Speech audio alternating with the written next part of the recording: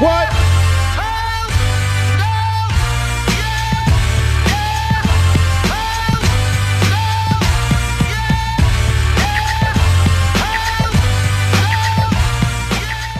So we're back at Bam Bam's, week 2 of one-on-one with Dave Rose. And Coach, you guys are back in your own building this week after being out for a while, which is a nice thing.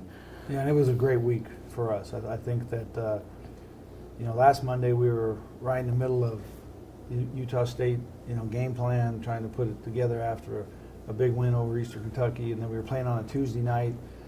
So it was a busy day. The arena was full. In fact, I had my coaches this morning come down and tell me that there's actually a basketball floor in the Marriott Center. This is good news. So that's good news. And but it was a great week. Yeah. Our guys really played well in Logan. We got a big win up there. And then our game against Hawaii, that's a good basketball team. It's a shame kind of some of the things that have happened outside of the lines with the program. But those players are fighting, and they're very good. I think they'll have a really good season in the Big West, and that was a big win for us. You guys had kind of a monkey on the back situation going up to the Spectrum. You'd been up there many times without a win. How big was it for you, for the staff, for the program, players to get out of there with that W? Well, I think the most important thing is that somebody's going to have to do it. A team's going to have to go up there and win. And what it feels like sometimes when you get in a streak like that is that you're playing more than one game, and the guys can feel it. And you could kind of see that late in that game when we're trying to hold on to a lead that we got with about 4 or 5 minutes left in the game. And it's just nice, when you can kind of get that off your off your back, and then you can move forward. And the one thing I was worried about, and the guys deserve to feel happy, and I wanted them to actually enjoy themselves for a day or two, especially after the disappointment in Maui, where we competed and we played really well. But then it was really important for us to find an edge in that Hawaii game, and I thought we didn't get off to a very good start, but all in all, that's why I'm really pleased with the week, because it was a challenge for us with the situation of being out of our building, practice time, prep time, and then trying to win 2 big games. And then you said maybe early in the Hawaii game, the guys might have still been a bit too happy from Tuesday. Yeah, I felt that way in our practice the day before in Energy Solutions, and the guy found a way to really, the last 45 minutes of practice were great. And we got it, Hawaii got off to a great start. We called a timeout. They went on a 7-0 run to start the game, and then we went on an 8-0 run to get it back to the lead, and then it was back and forth. It was amazing, that game. There were a lot of runs in that game where we went 10-2. They came back on a 10-3, and then they got us. I'm thinking one time we went 4 or 5 minutes without scoring, which might have been as long a streak as we had all year, without a basket. And so we found a combination of guys that really found their way, and it was a good win for us. It's amazing, though. You had that stretch you talked about where you didn't score for a while, yet the game ends and there you're at 90 again. I mean, well, the interesting thing, Greg, is that I know everybody wants to evaluate your team by the end of the season, and you make it to the NCAA tournament. How far can you get with the run and conference championships? But sometime in this process, we all need to enjoy what's happening with this team. I mean, I got sick 5 or 6 years ago, and I promised myself that I would coach a little bit different and enjoy the actual journey of a season. And look what's happening with this group. I mean, we got Tyler Haws that's chasing a school record as far as points scored in a career. You got Chase Fisher, an ACC transfer who sat out a year, who set the school record for 3-point shots in a game, and tied to Maui in record for 10 threes in a game. You got Kyle Collinsworth, who now is one of 5 players in the history of the school to record a triple-double. I mean, you're talking about guys like Kresen Matrosic and Danny Ainge and Fred Roberts and Mike Smith, some of the best that ever played here. And Anson Winder, a 5th-year senior who is playing his very best basketball on a team that really needs what he's doing, and he's playing it in 4 different positions. And so there's some place, I know we got a big game on Wednesday with a good team coming in here, but there's somewhere in this season where we're just going to have to enjoy what's happening. I mean, these guys, it's a special team with a special group of guys. In this past week, Ty goes 35 on Tuesday, which is great, 30 on Saturday, and yet the bigger headline is your guy Kyle Collinsworth, who has the triple-double you talked about.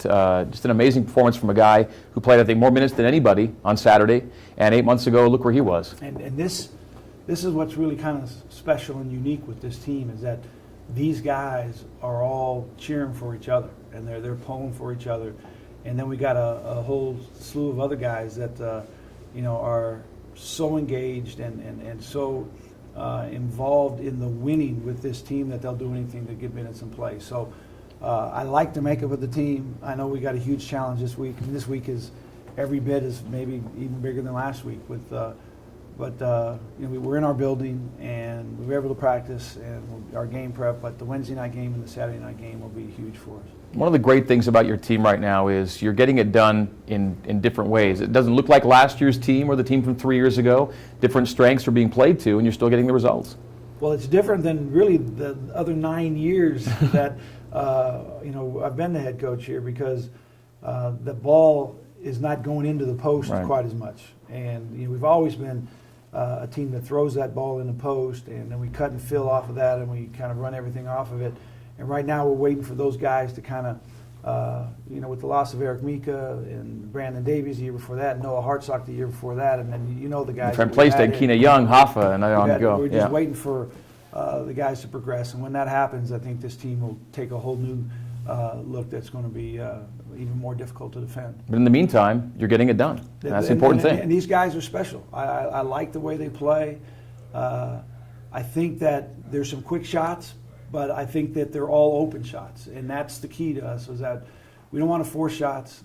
Defensively, we're playing way more man-to-man with this group of guys, which we're really more comfortable with, and we're able to still be successful and play that. And I think zone will become maybe a bigger part of us later in the year, but right now I'm really comfortable with how the guys are playing. And your assist numbers are pretty close to where you want them to be too. You're sharing the ball. Well, when you don't go out every year and try to have a certain number that leads the country, or a certain number that fits in this way or this, but when you look at our offensive numbers with this year's team, we're sharing the ball, we're taking good shots, and we're pretty efficient offensively. Okay, so this week you've alluded to it a couple times, 2 in-state opponents. Utah at your place on Wednesday, then up to Weber on Saturday, where Coach Ray, I think, is 108-15 in his home games up there. So this is a huge week for you. Absolutely, and I think our guys are glad this week is here, and glad that we're in a position where we are. But I know that these in-state games are exciting for these kids to play, and then it's even more exciting to have a team that in state that's nationally ranked, and you have a chance to really do a lot of good for your team down the road. And so hopefully we can take advantage of the opportunity. Hopefully that our guys will be ready. It's a big physical team.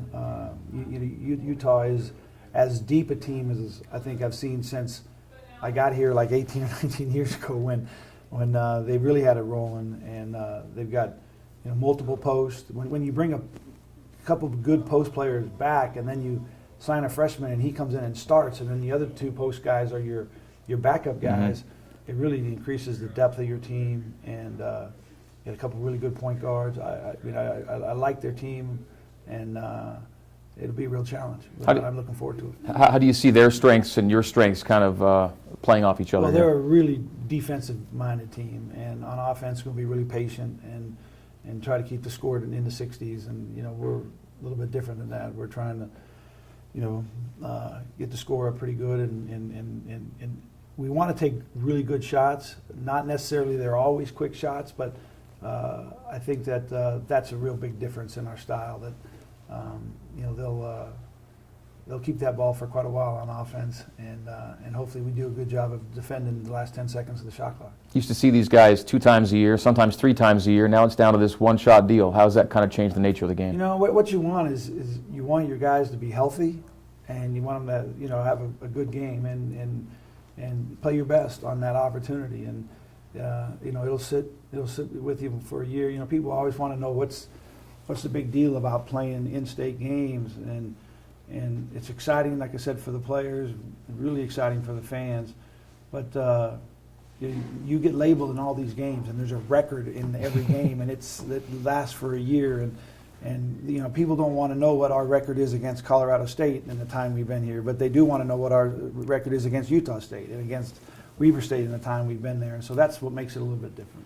Well, it's going to be a 7 o'clock tip Wednesday. Building should be full for BYU in Utah. I hope so. I think it'll be a great crowd, and it should be a great game. And you follow that up by going up to Ogden on the weekend. So the intensity is at a peak in these 2 games this week. Yeah, and I think that this time of year, the bowl games are all set for all the football fans, and we'll wait to get started on those in a couple of weeks. But I think basketball can take center stage for a couple of weeks here, and we're excited for it. It starts a really key stretch. Should be a lot of fun. Coach, good luck this week. All right, thanks a lot, Greg.